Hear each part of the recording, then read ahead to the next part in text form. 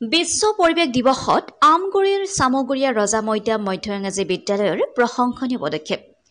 বিশ্ব পৰিৱেশ দিৱসত আমগুৰি অঞ্চলৰ চামগুৰিয়া ৰজা মৈদাম মধ্য ইংৰাজী বিদ্যালয়ত বিভিন্ন কাৰ্যসূচীৰে উদযাপন কৰা হয়। প্ৰথমতে ছাত্ৰ-ছাত্ৰী, শিক্ষক, অভিভাৱক লগ হৈ বিভিন্ন শ্লোগানেৰে শোভাযাত্ৰা কৰে। থাকিলে পৃথিৱী থাকিব, জীৱ বাসস্থান ধ্বংস নকৰিব। ইয়াৰ পাছতে ৰেবত খেনচোৱাদেৱে সেউজীয়া পতাকা উত্তোলন কৰে। গছপুলি ৰোপণ কৰে বিদ্যালয়খনৰ ছাত্ৰ-ছাত্ৰী, শিক্ষক গোট আৰু অভিভাৱকসকলে।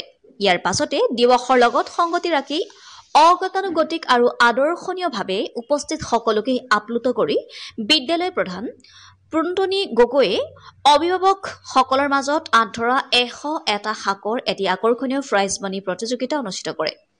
অনুষ্ঠানত 11গৰাকী প্ৰতিযোগীয়ে অংশগ্ৰহণ কৰে। প্ৰথম পুৰস্কাৰ লাভ কৰে অভিভাৱক চুনু গগৈ, দ্বিতীয় পুৰস্কাৰ লাভ কৰে জিনু গগৈ আৰু তৃতীয় পুৰস্কাৰ লাভ কৰে যুটীয়াভাৱে অভিভাৱক মল্লিকা বেগম আৰু স্পনা শইকীয়াই।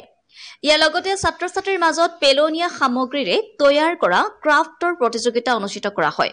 প্ৰতিযোগিতাত প্ৰথম পুৰস্কাৰ লাভ কৰে ষষ্ঠ শ্ৰেণীৰ ছাত্ৰ বেৱৰণ্য কাকতি, দ্বিতীয় পুৰস্কাৰ লাভ কৰে ষষ্ঠ শ্ৰেণীৰ ছাত্ৰী ৰিয়া শইকীয়া আৰু তৃতীয় পুৰস্কাৰ লাভ কৰে শ্ৰুতিধাৰা গগৈ আৰু প্ৰণতি ফুকনে।